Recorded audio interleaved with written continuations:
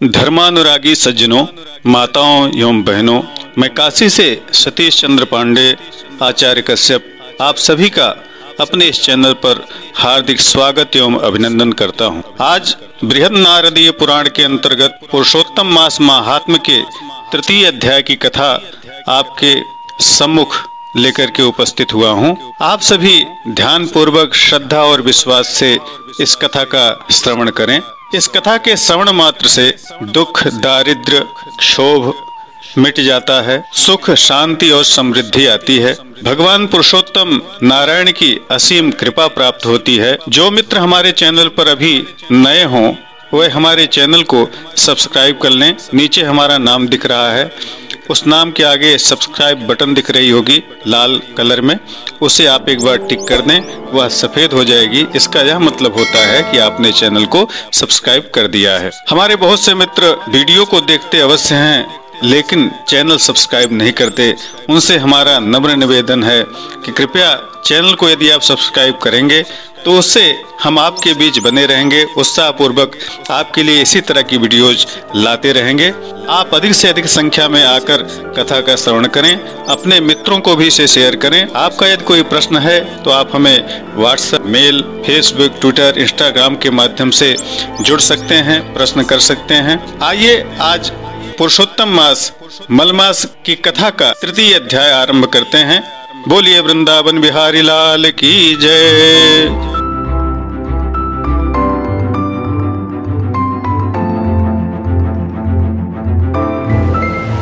पुनः आप सभी का स्वागत है। अथ तृतीयोऽध्यायः। ऋषयोचुः नारायणो नरसखा यदुवाच सुहं वचः नारदाय महाभागो तन्नो वद सविस्तराम्। सूत उवाचो नारायण वचो रम्यं श्रूयतां द्विजसत्तमाः यदुक्तं नारदायै तत्प्रवक्ष्यामि यथा श्रुतं। श्रीनारायण उवाचो शृणु नारद प्रवक्ष्यामि यदुक्तं हरिणा पुरा राज्ञे युधिष्ठिराजैवं श्रीकृष्णेन महात्मना एकदा धार्मिको राजा जातशत्रुर्युधिष्ठिरः द्यूते पराजितो दुष्टैर्धार्तराष्ट्रैश्छलप्रियैः। प्रथम एवं द्वितीय अध्याय की कथा जिन लोगों ने अभी नहीं सुनी है वह जा करके हमारे चैनल पर प्ले लिस्ट में या आई बटन में वे लोग उस कथा को सुन लेंगे। अब आगे की कथा सुने। ऋषिगण बोले, हे महाभाग, नर के मित्र जो नारायण हैं, वह नारद से जो शुभ वचन बोले वह आप विस्तार पूर्वक हमसे कहें। सूर्य ने कहा, हे द्विजसत्तमो, नारायण ने नारद के प्रति जो सुंदर वचन कहे वह जैसे मैंने सुना है वैसे ही आपसे कहता हूँ। आप लोग ध्यान पूर्वक उसे सुनिए। नारायण ने नारद से कहा, हे नारद, पहले महात्मा श्री कृष्णचंद्र ने राजा युधिष्ठिर से जो कहा था वह मैं कहता हूँ। एक समय धार्मिक राजा अजात शत्रु युधिष्ठिर छलप्रिय धृतराष्ट्र के दुष्ट पुत्रों द्वारा द्यूत क्रीड़ा में हार गए।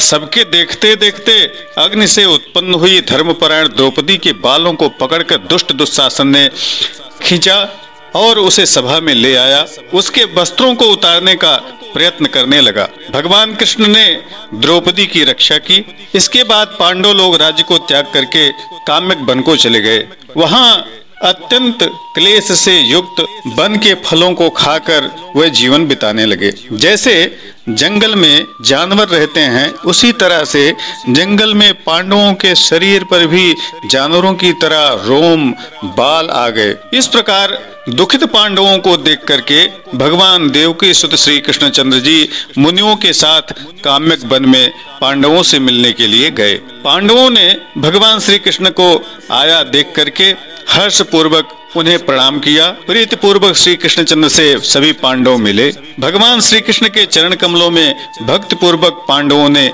नमस्कार किया। दुखित पांडवों को मृगचर्म आदि धारण किए हुए देख करके भगवान कृष्ण को अत्यंत कष्ट हुआ। द्रौपदी भी अत्यंत दुर्बल हो चुकी थी। उनके जर्जर शरीर को देखकर, बालों को बिखरा हुआ देख करके भगवान कृष्ण को अत्यंत कष्ट हुआ।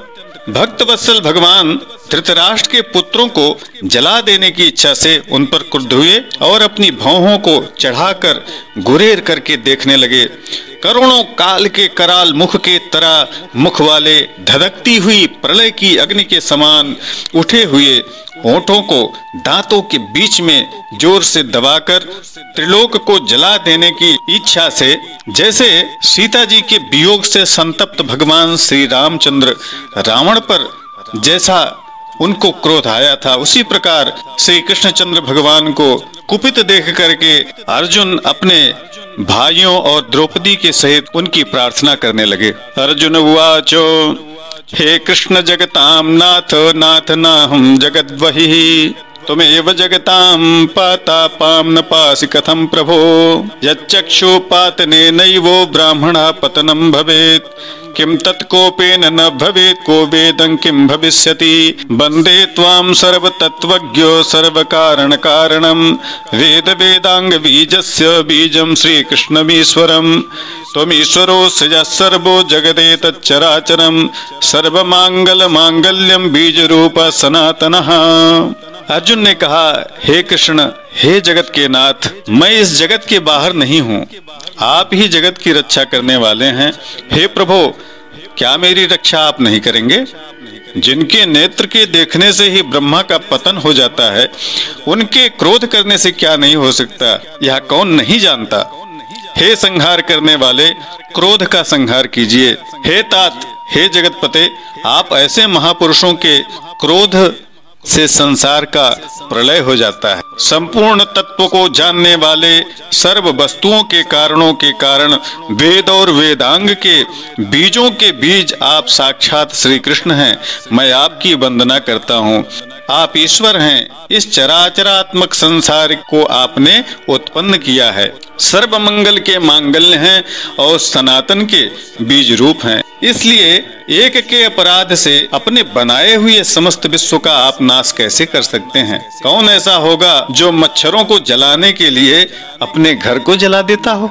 सकथम स्वकृतम हन्याद विश्व में का पराधतः मशकान भस्मासात् कतुम को वा दहति मंदिरम। श्री नारायण उवाचो इति विज्ञाप्य श्री कृष्णं फाल्गुना परवीरः बद्धांजलि पुटो भूत्वा प्रणनाम जनार्दनम। श्री नारायण बोले, दूसरों की वीरता को मर्दन करने वाले अर्जुन ने भगवान से इस प्रकार निवेदन कर प्रणाम किया। सूत जी ने कहा, श्री कृष्ण ने अपने क्रोध को शांत किया और स्वयं भी चंद्रमा की तरह शांत हो गए। इस प्रकार भगवान को शांत देकर पांडव स्वस्थ हो गए। प्रेम से प्रसन्न मुख एवं प्रेम विह्वल हुए सभी ने भगवान को प्रणाम किया और जंगल से कंद मूल फल आदि से उनकी पूजा की। नारायण बोले, शरण में आए हुए अपने भक्तों के ऊपर कृपा करने वाले श्री कृष्ण को प्रसन्न जानकर प्रेम से भरे हुए अर्जुन ने बार बार नमस्कार किया और जो प्रश्न आपने हमसे किया है वही प्रश्न उन्होंने श्री कृष्ण भगवान से किया।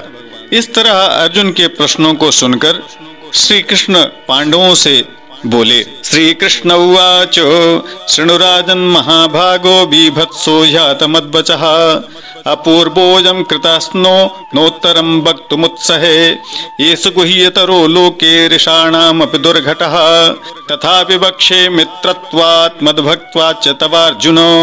श्री कृष्ण ने कहा, हे अर्जुन, जो आपने मुझसे प्रश्न पूछा है वह बहुत ही गुप्त है, ऋषियों को भी वह विदित नहीं है। फिर भी हे अर्जुन, मित्रता के नाते और तुम मेरे भक्त हो, इस कारण से मैं तुमसे उसका उत्तर कहता हूँ, उसे ध्यान पूर्वक सुनो। चैत्रादि जो 12 मास, निमेष, महीने के दोनों पक्ष, घड़ियां, प्रहर, त्रिप्रहर, 6 ऋतुएं, मुहूर्त, दक्षिणायन और उत्तरायण, वर्ष, चारों युग, इसी प्रकार परार्ध तक जो काल है, यह सब और नदी, समुद्र, कुएं, बावली, गढ़ैया, सोते, लता, औषधियां, वृक्ष, बांस आदि पेड़, वन की औषधियां, नगर, गांव, पर्वत, पुरियां, ये सब मूर्ति वाले हैं और अपने गुणों से ही पूजे जाते हैं। इनमें ऐसा कोई अपूर्व व्यक्ति नहीं है जो अपने अधिष्ठात देवता के बिना रहता हो। अपने अपने अधिकार में पूजे जाने वाले ये सभी फल को देने वाले हैं। अपने अपने अधिष्ठात देवता के योग के महात्म्य से ये सब सौभाग्यवान हैं। हे पांडुनंदन, एक समय अधिमास उत्पन्न हुआ।